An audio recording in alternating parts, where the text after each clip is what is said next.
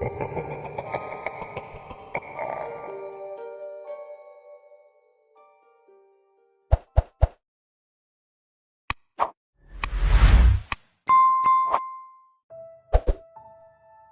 received an envelope in the mail recently. I thought it was a bit odd since I had just moved into my new home, but it was sent to current resident. Technically, that was me. I figured it was just one of the fake ads that gets sent through the mail, but I was incredibly wrong. When I opened up the envelope, all that was inside was a USB drive. I wasn't stupid enough to plug it into my own computer. Who knows what kind of virus could be lurking on this thing? I was a bit curious about it though, so I took it to one of the computers at my local library. I plugged it into the library computer. The USB opened up and there seemed to only be a single video file. I put in some headphones, took a quick look around to make sure no one else was watching, and then I played the video. The video began to play, but it was only a black screen. After a few seconds, a distorted voice began to play though. I'll do my best to recreate what it said here. Congratulations, you have been selected as one of the 64 contestants in the first ever serial killer showdown. We have been watching and have carefully selected our contestants. You have been selected as a lower seed. This means you will be hunted in the first round. Your opponent has been given your name, face, and address. Your opponent will be given 1 week to eliminate you. Should he fail to do so within the time frame, or if he is killed, then you will advance to the next round. Any contestant that fails to compete shall be dealt with accordingly. Good luck. Before the video ended, the face of a man appeared on my screen with the text, "Your hunter." Then the video closed on its own, and the entire computer began to show lines of code. After a few seconds, the computer returned to normal, but the USB drive was now empty. I tried removing it and plugging it back in, but this achieved nothing. I thought this had to be some kind of prank. Serial Killer Showdown. It sounded like a terrible indie movie. Still, the idea could potentially be real freaked me out a bit. If it was real, it had obviously gone to the wrong person. I was not a serial killer. I had issues killing houseflies. It must have been meant for the person who lived in my home before me. I decided that it would be best to visit my local police. I took them the flash drive and tried explaining what I had seen, but of course it still contained nothing. They probably thought I was high or crazy, but in the end I got them to accept the flash drive, and they said they would send it off to techs to get it examined. They couldn't do anything else though. I still wasn't sure that this was real, but I didn't like the idea of someone hunting me down. I packed my essentials from my home and found a cheap hotel. If what the video had said was true, then I would only have to hide out for a week. It shouldn't be my name or face that was shown to the other person, but rather the person who had lived at my home before me, so I had nothing to worry about, right? That was what I thought at least. On the third day of living away from my new home, I decided to drive by my house after work. I just wanted to take a peek because I was certain I had just let paranoia get the best of me. This whole thing had probably just been a prank, and I had been the sucker who fell for it. When I drove by my house, however, there was a car parked nearby. I noticed the tags were from a couple states over. This seemed a bit odd to me, but not entirely out of the norm. It could just be guests visiting the neighbors. I decided not to stop though, and to go back to my hotel. Once I arrived back at the hotel, I began to prepare myself for bed.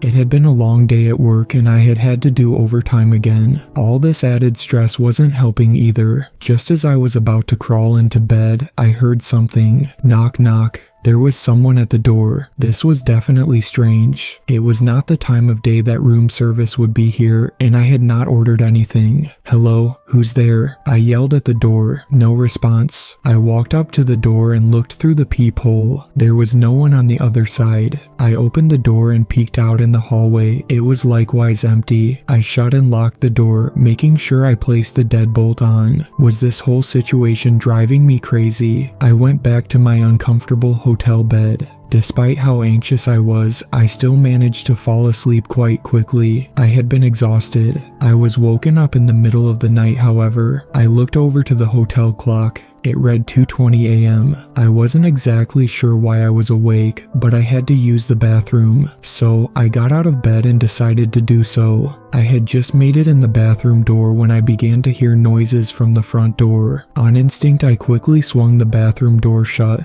and locked it. Just as I did so, I heard the main door click open. I heard the door catch on the deadbolt, but only for a second. Next, I heard the snapping of metal as the deadbolt was broken. Inside the bathroom, I realized my biggest mistake. I had forgotten my cell phone. I wasn't sure how much good screaming would do me. This hotel was cheap as I had mentioned, and I hadn't ever seen any other guests. The kind of people that stayed here most likely wouldn't flinch if they heard someone scream. I began to scour the bathroom for some type of weapon. There really wasn't much. I turned on the coffee maker all the way up and poured some water inside. Then I armed myself with a plunger I had found in the corner. I guess the intruder hadn't immediately realized that I had hidden the bathroom because he seemed to walk into the hotel bedroom first. I thought about making a run for it then, but my wallet, keys, and phone were all in the bedroom. Not to mention I wasn't in the greatest part of my city, and it was the middle of the night. I was a cornered animal. After spending a few minutes in the bedroom, I heard the intruder's footsteps come back towards the front of the room and closer to me. Eventually, he paused directly in front of the bathroom door. Knock, knock. Listen, I don't know who you are, but you have the wrong guy. I shouted at the door. My pleas fell on deaf ears though. I heard the man take a few steps back, and then he began to ram the door. It didn't entirely break the first strike, which was surprising seeing how shitty this hotel was. I knew the door most likely wouldn't withstand the second strike though, so I began to ready myself. I took a deep breath as I heard the man take a few steps back again. The stranger barreled through the door this time. As he did, I doused him in the now boiling hot water from the coffee pot. My aim had never been better as it splashed directly on his face. He immediately recoiled. I took this opportunity to swing with all my might with the plunger. The first strike only made him fall to his knees, but the next few got the job done. I didn't kill him, but he was certainly going to have a huge headache when he awoke. I called 911 and they came to pick him up. I was brought back with them for questioning. Once again, I explained to them about the flash drive, and once again they thought I was crazy. Considering the events, they took my story a bit more seriously, but in the end they didn't seem entirely convinced. The man who had attacked me had been from a few states over. This raised some red flags with the police. He didn't have a previous record though. They would have to look more into him in order to find a motive. After a few hours of seemingly pointless questions, they released me. I had just hoped that his whole thing was over. I was given my things from the hotel room, and I decided to just go back to my home. The man chasing me was apprehended now, so I shouldn't have anything to worry about. Just as I walked through my front door, I heard an odd ring come from my phone. I hadn't remembered setting that sound to anyone. In fact, I had never heard that ringtone before. I pulled out my phone to see I had one new message from a name that was just a random assortment of numbers and letters. This is what it said: "Your opponent has failed their task. Welcome to round 2. I never expected to be involved in a tournament for serial killers, but here I was in round 2. Even though I had made it here, I still hadn't killed anyone. Yet 2 weeks after the first round had concluded, I received my second envelope. I thought about taking the envelope directly to the police, but I had to be sure. I opened it up, and once again it contained a flash drive. That wasn't all it contained this time though. No, it also contained a smaller envelope with the word motivation written on it. I couldn't stop myself from opening it, but I really wish I hadn't. Inside the envelope was a single photograph. It was a picture of my parents, but it wasn't any normal picture of them. They were tied to chairs with gags in their mouths. Placed between them was a digital clock showing the date and time. If the clock was to be believed, then this photograph had only been taken 1 day prior to me receiving it. There was a message on the back of the photo. This is what it read: "No more assists from the police. Good luck." Of course I tried to call my parents, but it was no use. No matter how many times I called, they couldn't answer. After a few attempts, I realized I was wasting time. I picked up the USB and didn't hesitate to put it in my personal computer. Once again, I was greeted with a black screen and a distorted voice. I'll do my best to recreate it again. Hello again. We'd like to start by congratulating all 31 competitors who made it to round 2. Unfortunately, we did lose one potential contestant to a stunning double kill. Competitor #13 was the quickest to eliminate their target in a time of 36 hours, 22 minutes. As a reward, they will be given the unexpected bye this round. The rest of you shall have your roles reversed this round. Any conflicts have been settled by a coin toss. We are also upping the stakes this round. Only deaths will be accepted for advancement. If a hunter fails to eliminate their target in the time frame, then their location shall be exposed to their opponent.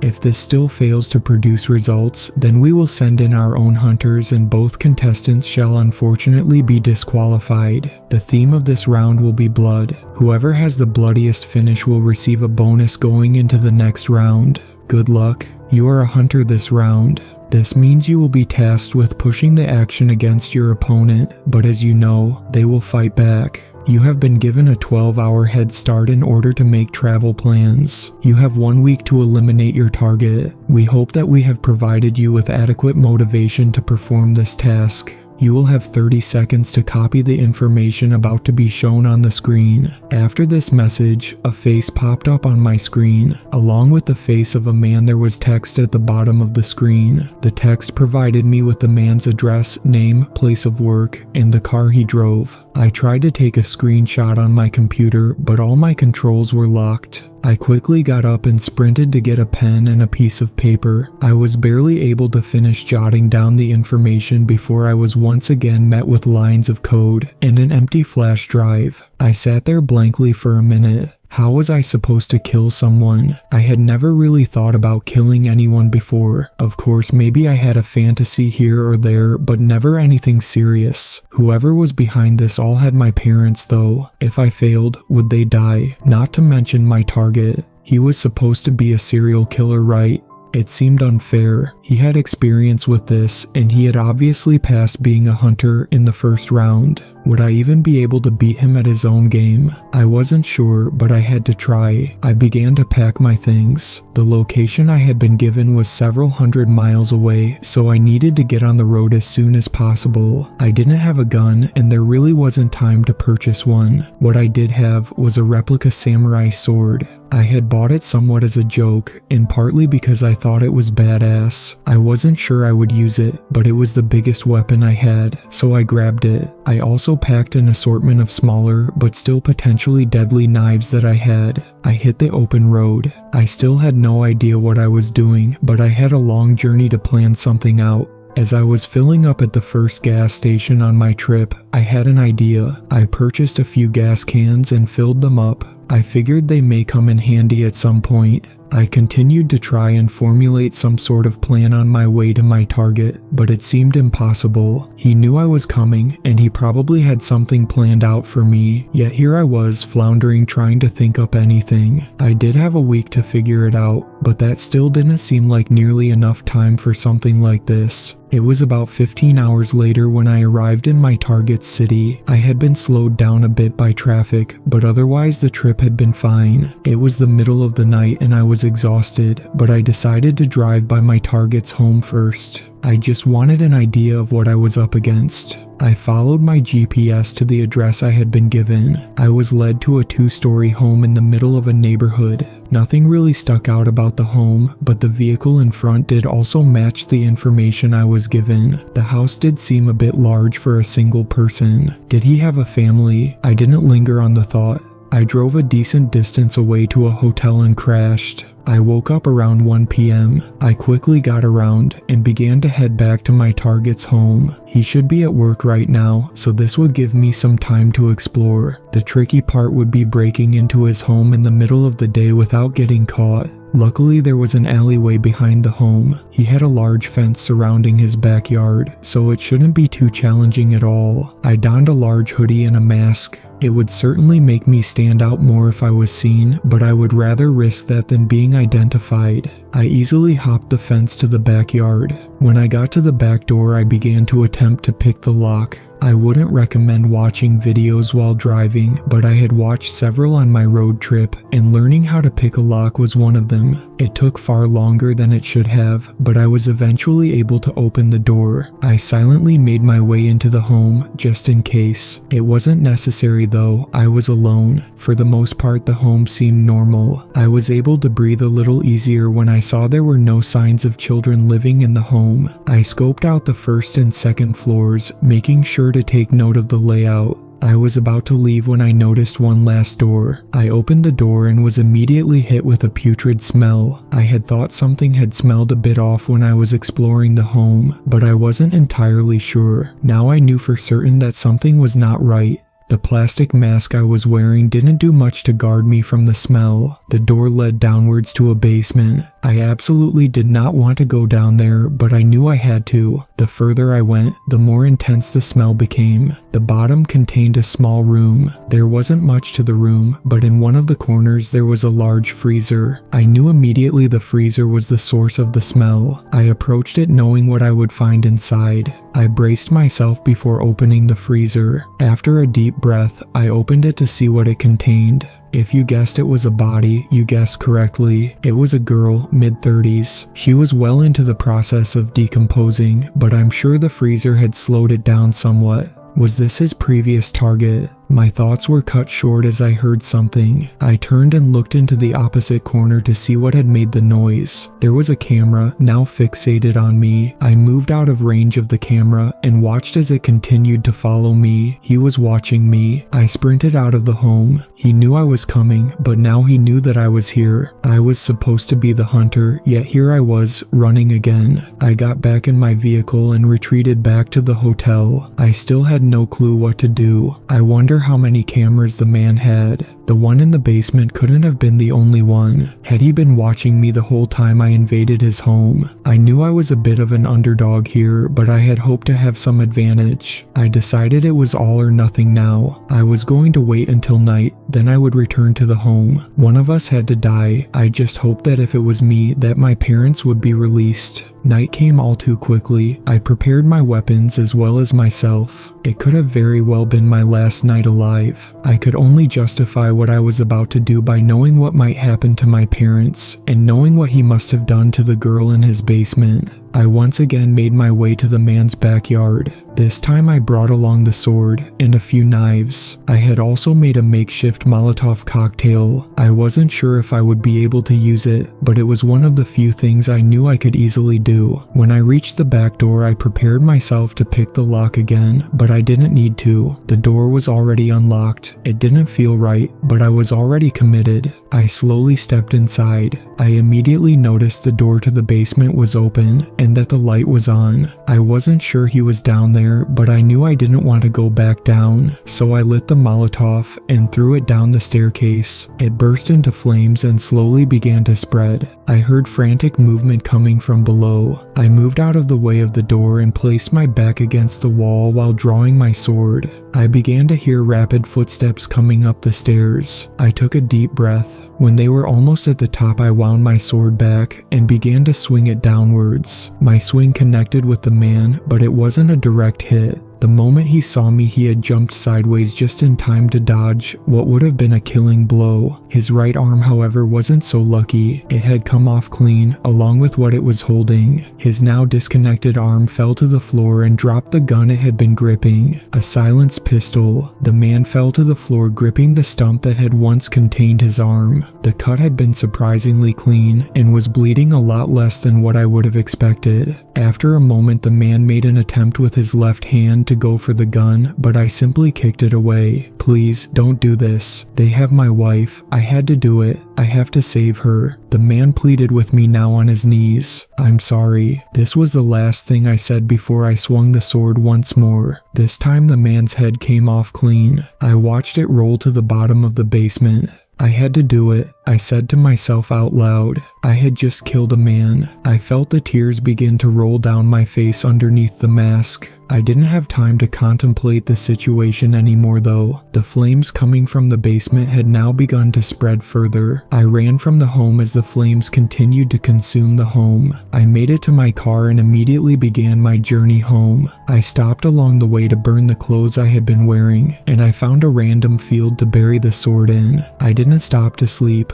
I don't think I would have been able to anyway. I felt empty, like part of my soul had been taken from me. The worst part is I knew it wasn't over. When I arrived home, I received what I expected. Another text. This is what it read: "Outstanding work, and all on your own this time. We wanted to be the first to welcome you to the Killer Suite 16. We'll be in contact soon." I had inched past not one, but 2 rounds now in a competition meant for serial killers. Now there was blood on my hands though. I had played right into the hands of the people who had kidnapped my parents, but did I have any other choice? These people seemed to be watching my every move. Would the police even be any use? Speaking of police, they had contacted me shortly after my return from round 2. They had planned on charging my attacker with attempted murder. That was until they found him dead in his cell. He had used his bed sheets to hang himself. When the guards found him, he was already long gone. I was somewhat relieved from this news, but it also frightened me in another way. Had he really hung himself of his own accord, or was this some sort of punishment?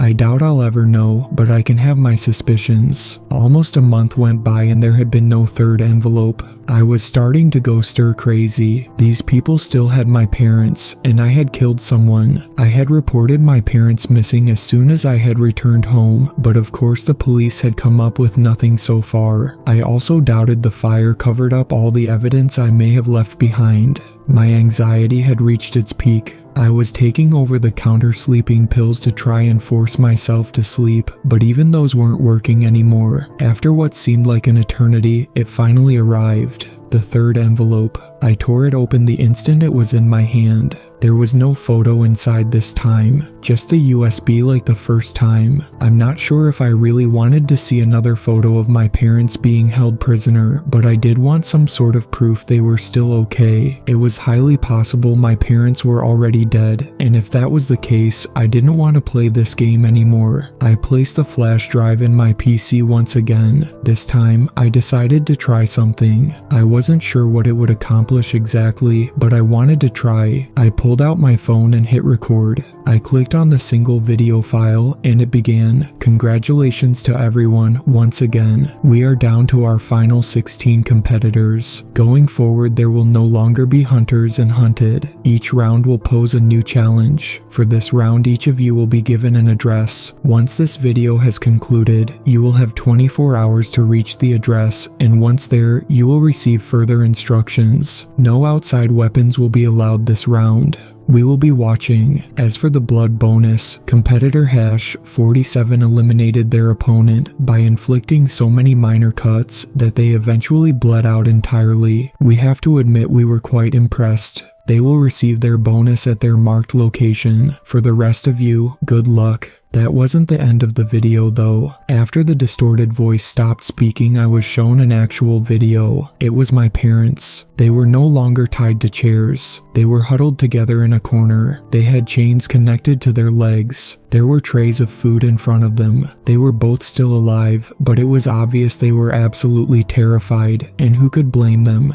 After a few moments of focusing on them, the camera was moved downward and began to focus on a piece of paper. It was a newspaper from 2 days prior. This gave me some hope. And perhaps that's exactly why they showed it to me. The video then abruptly ended, and once again the file deleted itself. I stopped the recording on my phone. I went to replay the video from my phone, but as I hit play, the startup logo for my phone overtook the screen. My phone proceeded to restart itself. Once I regained control of it, everything was gone. Not just the video, but every other piece of media or contact information I had had in the phone. It had been completely reset. I was able to restore almost everything from a backup save I had on my PC, but of course the new video was long gone. I was beginning to understand how hopeless of a situation I was in. After I finished restoring my phone, I received a text message. It was of course the promised location. It was around a 20-hour drive away. I would have to leave almost immediately. They had given me just enough time to reach the destination by car. It was fine though. I wasn't going to be getting any rest anyway. I packed some clothes and set off. They had mentioned no weapons, so I didn't have to worry about finding something useful this time. At this point I knew they had eyes everywhere, so trying to sneak in something would only backfire on me. After minimal stops for gas and bathroom breaks, I arrived at the marked address, with an hour to spare as well. It was a quite large building. I'm not sure what its purpose was. It didn't make sense. This building was completely out of place. It was in the middle of nowhere. The closest town was about an hour away. It didn't look very old, but it was already abandoned. I had been instructed to park on the back side of the building. Once there, I noticed that there was a reserved parking space. There was something strapped to the sign in front of the space, however. I pulled in and approached the sign. The item attached to the parking sign was a tablet. It had a timer on it. It was seemingly counting down the hour I had left to arrive. I tried operating the tablet, but it didn't cooperate. It seemed like I would have a little time to relax before receiving my instructions. I rested my eyes while I waited for the timer to tick down. It would have been a bit ironic if I fell asleep now. Luckily, that didn't happen. I opened my eyes just as the timer was about to hit 0. Once it did, the tablet opened up and began to play a video. This is what is said. "Welcome, we're glad to see you made it on time. You are probably wondering why we instructed you to come here. The building in front of you will be your arena for this round. Your matchup for this round is on the opposite side of the building. Any weapons you find inside the building will be viable for this round.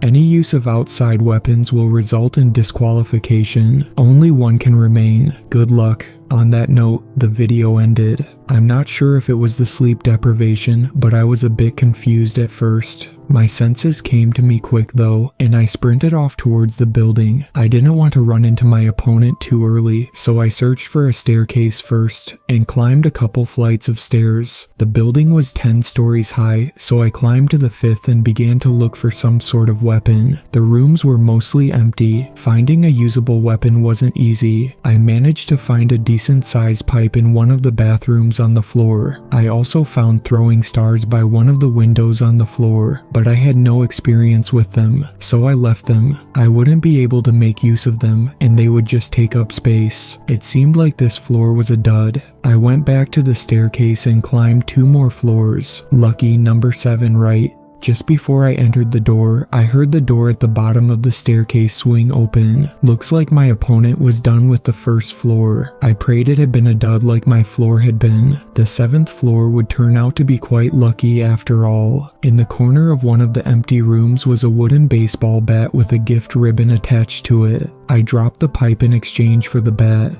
The pipe was heavier, but the range of the bat was much better, and it was much easier to grip onto. In one of the rooms that appeared to be an office space, I found a satchel containing an assortment of smaller knives. As long as my opponent hadn't found something crazy like a gun, then I thought I had a decent chance. I wasn't sure if I should confront him now or continue searching for something better. That would also give him time to search though, and I had no clue what weapons he had already picked up. I decided I would search the 10th floor, and after that, I would confront whoever I was up against. When I entered the 10th floor, I was immediately greeted with a new weapon. It was a bow. There were only 2 arrows next to it. I had never shot a bow before, unless video games count. I had to take it though. This was my best chance at a ranged weapon. I searched the rest of the floor, but there didn't seem to be anything more useful than what I already had. As I was making my way back to the staircase, I began to hear footsteps. Someone was approaching. I quickly found a corner to hide behind, and I waited. When I heard the person reach the top of the stairs, I peeked around the corner. The person I was looking at was a very large man. He looked like he could be an NFL linebacker. He was wearing a hockey mask, and in his left hand was a machete. Seriously, I got caught up in the moment and stared too long, because soon enough his eyes locked with mine. He raised the machete and pointed it at me as he slowly began to walk towards me. I took this opportunity to string the first of the 2 arrows. I aimed it directly at him and fired.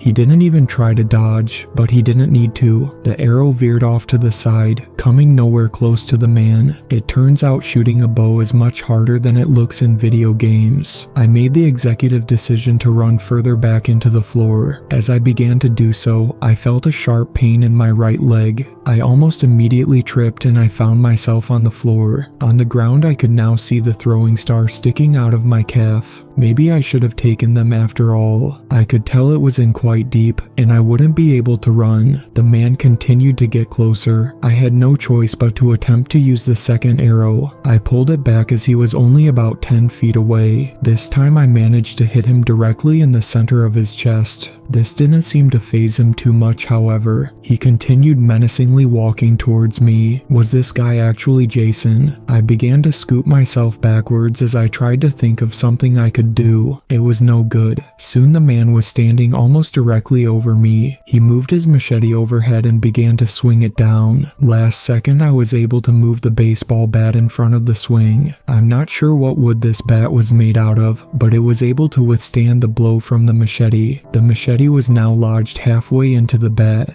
I used this miracle as an opportunity to use my good leg to kick the man in the groin as hard as I possibly could. This caught him off guard and he toppled over to the ground for just a moment. That was all I needed. I jumped on his back like a wild animal as I pulled one of the knives from my satchel. I began to stab the man over and over. I continued to stab him even after he went limp. It wasn't until I noticed the blade had become dull that I finally stopped. I rolled over and took a good look at my leg. The star was even deeper than I first thought. I bit down on my shirt as I slowly began to pull it out. It was the most painful experience I've ever had. Once the start came out, my leg began to spew blood. I cut off part of my shirt and used it to hold together the wound on my leg. It would have to do for now. I would have to stitch it up later myself. I painfully limped my way down 10 flights of stairs back to my car. When I got back in my vehicle, the tablet I had been given was now flashing. I opened it to find my victory message. That was a close call, but you managed to pull it off. We're excited to welcome you to round 4. There are now less than 10 people left in the sick game I've been dragged into. I've killed 2 people with my own hands. I just barely scraped past the last round.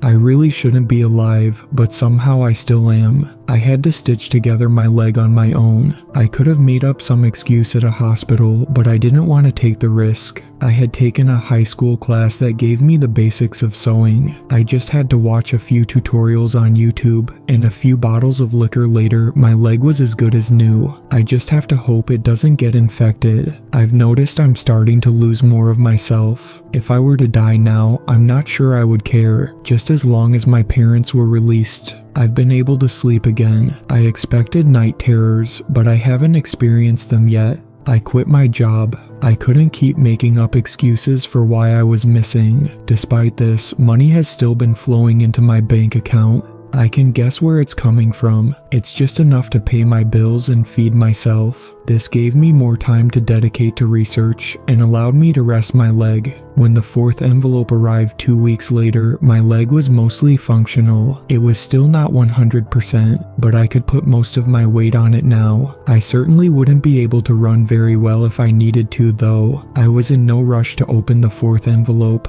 I brought it inside my home and opened it. I pulled out the USB. I took a few shots of whiskey before plugging it in. I'm sure you are all wondering what it said. Well, here it is. Congratulations. Only the true elite 8 of you are left. There were a few upsets last round, but we are pleased to see the remaining selection. We are saddened to admit that our tournament is nearing its end, so we are going to make this round extra special. Each of you has been a hunter, and each of you have been hunted. We have simply watched. For this round, you only have to survive. We will send out one of our very own to hunt down each of you. The 4 who survive will advance. You can attempt to kill your hunter, and if you do, you will receive an automatic buy. In theory, all 8 of you could make it to the next round, but we are quite confident in our own. We will also refrain from tracking your phones. Keeping your phone on you is a requirement, so we may contact you to notify you of making it to the next round. You will get a 24-hour head start starting now. Good luck. That was that. There was no update on my parents this time. I finished the bottle of whiskey I had before packing my things. I hadn't given up entirely, but I was close to the edge. Even if I won this whole thing, what could possibly be waiting for me at the end?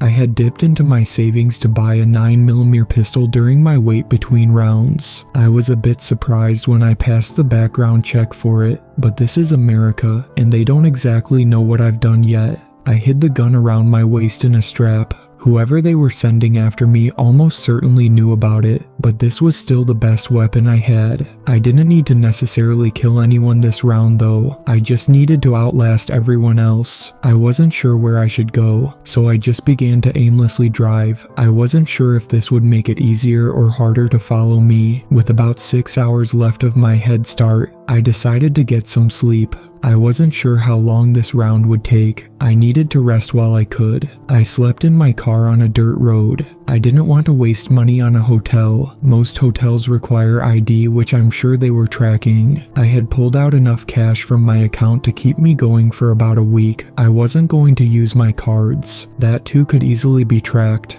3 days in, and everything seemed to be going good. I hadn't seen any signs of being followed. I had traveled through a few states, mostly taking back roads. I was now settled in a maze of dirt roads in the center of the country. My phone had lost signal out here. I wondered if anyone had died yet. I parked to stretch. While I did so, I decided to walk out into a cornfield. I had never seen a corn plant up close, let alone thousands of them. I walked a bit into the field when I heard a car approaching. I stood still in my tracks. I wasn't sure if it was my hunter or possibly an angry farmer. Either way, I shouldn't be here. I heard the vehicle begin to slow down and eventually come to a stop. I still refused to move. They could guess that I was in the field, but they wouldn't know exactly where. I heard a door open and feet crunching against the dirt. Footsteps were next, but not towards me. They went to my car. Next, I would hear air quickly deflating from one of my tires. Well, that was unfortunate. If you come out now, I'll make this quick and mostly painless. Make me chase you and it will be much worse. You're quite unlucky though, 3 of the others are already dead. Once I finish here, we'll be able to start the next round, a voice said. It was distinctly male, but I couldn't recognize it. I still chose to not move. Well, I did slowly move my hand towards my gun, but that was it. I grasped it in my hand and turned off the safety. A few minutes rolled by as the standoff continued. Have it your way. I almost feel bad for the farmer. I'm going to use one of your own techniques against you. He said this briefly before I heard a crash of glass to my side. I stood there for a few more moments before I saw the first signs of fire approaching me. I had 2 options. Let myself be consumed by the fire or sprint out of the cornfield. As tempting as death sounded, I wasn't quite ready for it yet. I would at least put up a fight. I did my best to sprint out of the field back towards where my car had been, gun in hand. I knew I was making a lot of noise, and my bad leg wasn't exactly cooperating with me, but it didn't matter at this point. When I emerged from the cornfield, I raised my gun and pointed it at no one. I saw no one as the world faded to black. I woke up. The room was dark. My first thought was, am I dead? I tried to move any of my limbs, but I was unable to. Is this hell? Well, if it was at least I would be free, in a way. My hopes were shortly crushed though as light soon flooded the room. I could now see I was lying on my stomach. I must have been tied up because I couldn't move. Looking up, I saw in front of me was an average-sized man. He was wearing a plain white mask. It only exposed his bright blue eyes. As colorful as they were, there was something menacing behind them. I told you I would have given you an easy death, but here we are. Now I'm going to have a little bit of fun. Even through the mask, I could tell the man was smiling. He hadn't wanted me to just give myself up. This was exactly what he wanted. He pulled out a knife and began to circle me, eyeing me up and down. After a few moments, he seemed to have decided what he was going to do. He approached me and placed his knee on my back. I could sense as he delicately cut off the legs to my pants. Next, I felt as he grabbed hold of my previously injured leg. Then I began to scream in pain as I felt the blade pierce my skin. He didn't stop there either. He continued to slice downwards, even further than the previous wound had been. I knew my screaming was giving him satisfaction, but the pain was so excruciating that I couldn't help it. Once he finally felt satisfied, he removed the blade. As my screams began to die down, I could now hear a new sound. Laughter. This man was laughing at me while he tortured me. He removed his knee from my back and proceeded to kick me to flip me onto my back. I'm pretty sure he cracked a rib or two in the process. Now on my back, I watched as he brought the now bloody blade up to my face. He used this opportunity to wipe some of my blood onto my lips and under my nose. What next? Do you have any suggestions? He said mockingly while playing with the blade. Oh, I just got the best idea. I already took one of your ideas. Why not try another? He exclaimed. I wasn't sure what he meant at first. I would understand the horror he had in store for me shortly though. He again kicked me to flip me over. The momentum wasn't enough to flip me from off my back though, so he pushed me over himself. The blade now dug into my upper arm. He slowly began to bring it back and forth in a sawing motion. He intended to slowly cut off my arm. I once again began to scream as the pain was simply too much. This only lasted a few seconds though, as a new sound entered the room. It was a phone ringing. The man halted his removal of my arm and immediately went to answer the phone. Hello, he answered. He proceeded to listen to whoever was on the other line for a few moments. I couldn't make out what they were saying, but it must have been someone important for him to stop his fun. Understood. This was the only other word he said before hanging up the phone. He once again approached me with a knife. He didn't continue cutting into my arm though. Instead, he freed the restraints on my hands. It's your lucky day. I took a bit too much time playing with you. Another contestant was killed. You'll want to close that wound on your leg as soon as possible though. There should be some supplies in the bathroom. Your things are in your car outside. You'll need to change the back tire. Welcome to the final four. He said this as he walked away. It was obvious he wasn't happy that he didn't get to finish, but whoever was in charge must be even scarier than this guy. He then left me alone. Even though my hands were free, I was in so much pain that it took me about 30 seconds to even move. Removing the restraints on my legs was an intense struggle. The new wound on my leg was bleeding profusely. I wasn't able to stand even once I removed the rope tying my feet together. I crawled to the bathroom where I was able to find a first aid kit. For whatever reason, there was also a container of Gorilla Glue in one of the cabinets. Once I had managed to clean away most of the blood, I managed to glue the wound on my leg shut. I wasn't convinced it would stay together, but it would have to work until I could stitch it up later. My shoulder wasn't as bad. I wrapped it in gauze and bandaged it. I managed to stand myself up despite everything. I had to hop out to my car though. Changing a tire under normal circumstances wouldn't have been a problem for me, but with one leg and potentially broken ribs, it was a nightmare. I was able to push through the pain. Despite everything, I was still alive. I wasn't going to let a flat tire be the death of me. After at least an hour of struggling with it, I managed to put on the spare. As I began the drive home, I couldn't help but hope there was a long break before round 5. 4. 4 is the number of people left alive in this game. 4 is also the number of rounds I have somehow survived to this point. I really don't think I was meant to live this long, but one way or another, I am still here. I had a lot of questions after the last round. Mainly, how was I found? Whoever was behind all this claimed they weren't tracking my phone. So how was it possible that I was found in the middle of nowhere? Even I hadn't known where I was. I had taken every step possible to not be found. Yet, after only 3 days, I was tracked down. It was only by pure luck that I had survived long enough to make it the final 4. After I returned, I was able to properly address my injuries. I knew they still had my parents, but I hoped there would be at least a few weeks before the next round.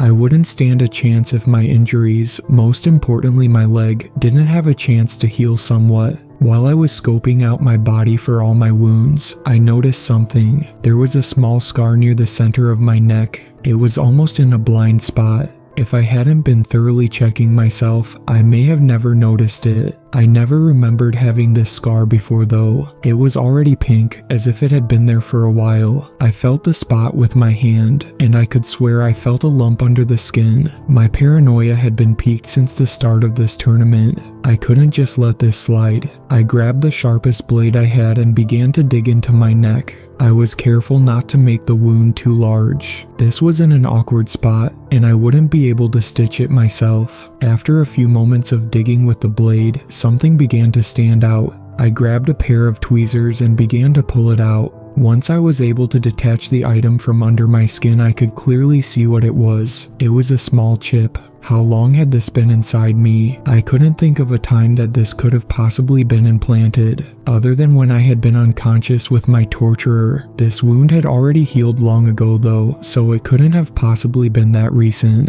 The only time I had ever been put under for surgery was when I had my tonsils removed, but that was when I was around 10 years old. I knew now how I had been tracked. They technically didn't lie when they said they wouldn't track our phones. They didn't need to. This was far deeper than I had originally thought. Who were these people? Before the last round I had almost given up, but now I had a new sense of life within me. Perhaps being on death's door can do that to a person. Not to mention, if my parents were still alive, they were relying on me. I had survived 4 rounds. I only needed to make it 2 more. Luckily, I was given a little time to heal up slightly before the next round. It took 2 weeks for the envelope to arrive. I was mostly mobile at this point. My walk still had a bit of a limp, but other than that I was functional. I'll just jump right into what the USB told me this time. You have all done well to make it this far. We had a blast in the last round, but this round we will hand the action back over to you. We are quite pleased with our final 4. It is even a perfect split with 2 males and 2 females making it to the top 4. This split gave us the perfect idea for this round. We're going to do an old-fashioned boys versus girls showdown. We will send you a location to meet up with your partner. From there, you will attempt to eliminate the other team. The 2 who survive will make it to the championship round. The 2 survivors will be asked to separate before the official commencement of the final round. We would hate to have to disqualify a competitor at the end of our tournament. Good luck. Great, it seemed I would be forced into teaming up with another killer. This could make things easier, but it could also be far more dangerous. I had only killed 2 people to this point, so technically I still didn't qualify as a serial killer. I couldn't say the same about my potential partner, however. Once I received the location, I set out immediately. My gun was the only weapon I took. The quicker this was over, the better. I wasn't going to try and overthink things at this point. The rendezvous destination was a gas station in a small town. It wasn't a normal small town though, this was a ghost town. There wasn't another living person in sight. Well, until my partner finally arrived, that is. I was a bit anxious when I saw a large pickup truck pull into the gas station and park next to me. I kept my hand on my gun as a tall, slim man hopped out of the truck. After a moment, I too stepped out of my vehicle. Listen, I dislike this as much as you. I'm only here because they told me so. All we're up against is 2 girls. It shouldn't be a problem. Just let me handle it, and you can run away at the end. Just get in that truck and watch like a good boy, okay? This is what the man had to say to me. I didn't feel like arguing, so I simply got in the passenger seat of his truck. If he wanted to take this on by himself, then that was fine by me. The less bloody my hands were, the better. I didn't feel like conversation, and it seemed he was much the same. We sat in the truck a few minutes before receiving a text message at the exact same time. This is what it read. We see you have all met your partners. Fantastic. Your opposition for this round is located somewhere else in this town. Use whatever means necessary to eliminate them. We look forward to seeing who survives. That was it, and we were off. The truck we were in was quite large, and of course it was also loud. I'm sure our opponents could already hear us, which wasn't ideal. I can't imagine they would have a bigger vehicle though, so I guess there were pros and cons. My partner began to speed through the town, looking for any signs of life. Our opponents were doing a good job of hiding though, although the town wasn't huge, so we would almost certainly find them eventually. Eventually, I spotted them. There was an SUV speeding in the opposite direction of us a few streets over. I pointed this out to my partner. He simply grunted and took off after them. After a few minutes, we were in a full-blown chase. They had a bit of a lead on us, but the horsepower of the truck was much superior to the SUV and we were slowly gaining on them.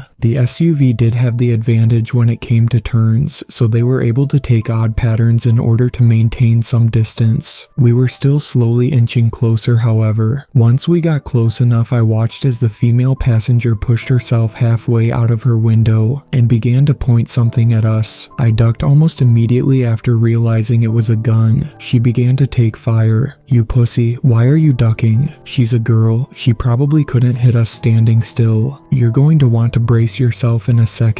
My partner said this as I began to hear several shots bounce off the vehicle.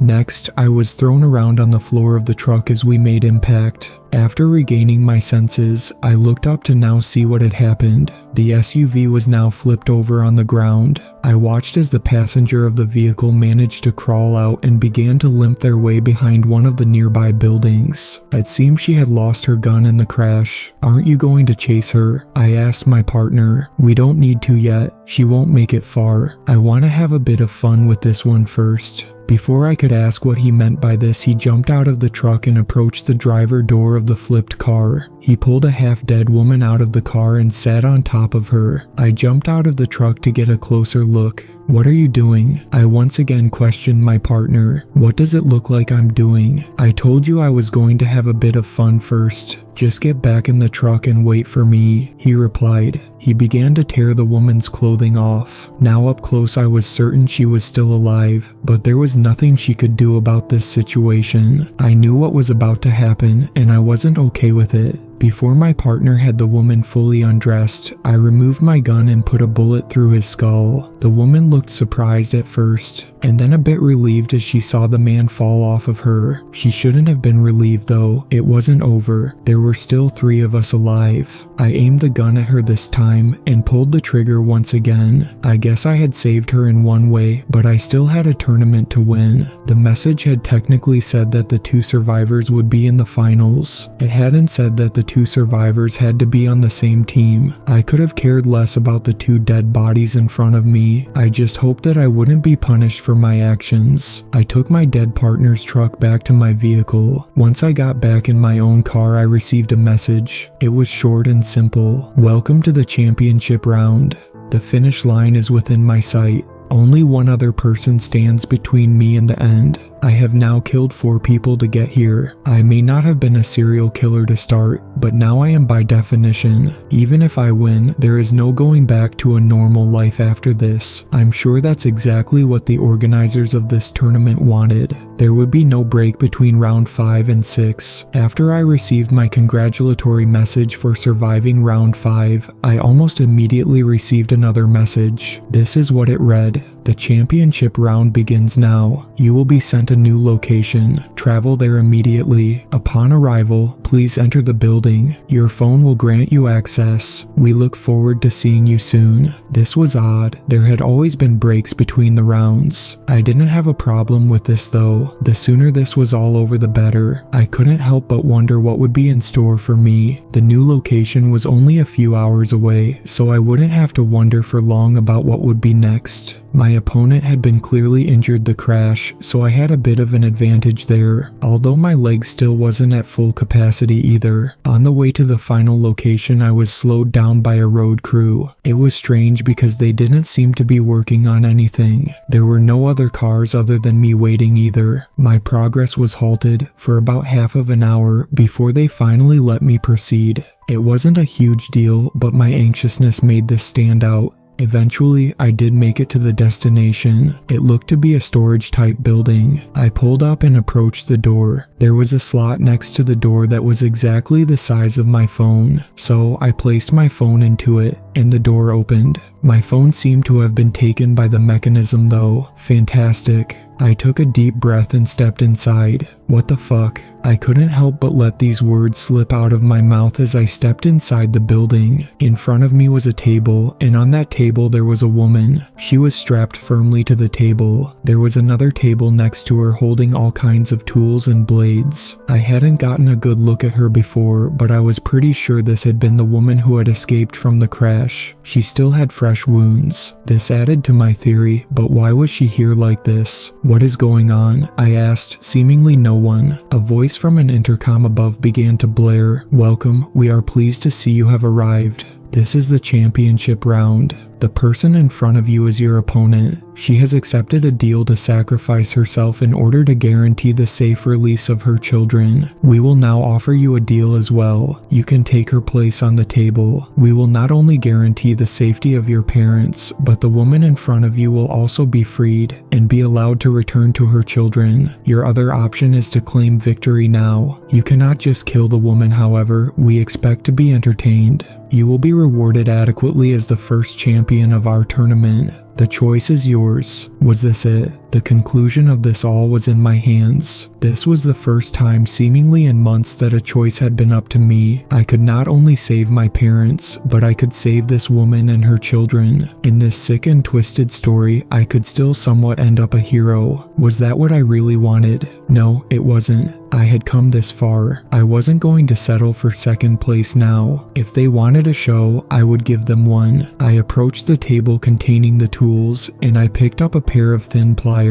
I then walked over to and stood in front of the woman. She was very much awake and aware to the situation. She had begun to cry as I stood in front of her. Duct tape was covering her mouth, so she couldn't convince to stop what I was about to do. I started with her big toes. I placed the pliers firmly on the toenail and began to rip backwards. After the first had been removed, I then moved on the second. The smaller toenails were harder to grab, so some extra skin came off with them. After I had finished her pedicure, I put the pliers down and went to decide what I would do next. After some debate, I picked up a hammer. I examined her body for a moment. I pulled back the hammer and swung it downwards onto her right kneecap. I could feel the impact shatter the bones. The woman was really screaming now beneath the duct tape. I'm sure she would be begging me to stop if she could, but she couldn't. I swung the hammer once more on the other knee with more force this time. I let the hammer drop to the floor as I went back to the tools. I noticed there was a set of matches and a fire extinguisher nearby. This gave me an idea. I used a match to light the bottom of the woman's hair on fire. I watched as the flames quickly consumed their way to the base of the woman's head.